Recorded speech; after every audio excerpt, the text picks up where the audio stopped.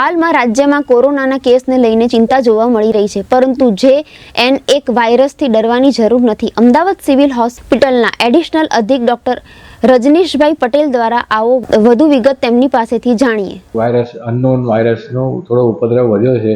એ દિવસથી ગુજરાત રાજ્ય સરકારનો આરોગ્ય વિભાગ હરકતમાં આવી ગયો અને અમને આદેશ કરવામાં આવ્યા હતા કે તમારી જે કોવિડ માટેની જે તૈયારી છે એની સમીક્ષા કરી એના રિપોર્ટ સબમિટ કરવા. જે 2 મહિના પહેલાંની વસ્તુ છે.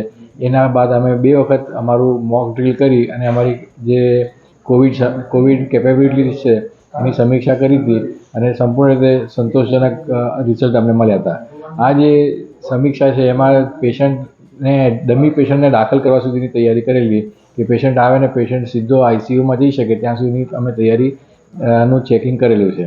અમારી પાસે 2 જે ઓક્સિજનની ટેન્કો છે, 20 ટનની એવી 2 ટેન્કો છે કે જે થર્ડ વેવ અને સેકન્ડ વેવમાં ગઈ વખતે બી સંપૂર્ણ રીતે કાર્યરત રહી અને આપણા દર્દીઓને ઓક્સિજન પ્રોવાઈડ કરવાની એમની શક્તિ હતી.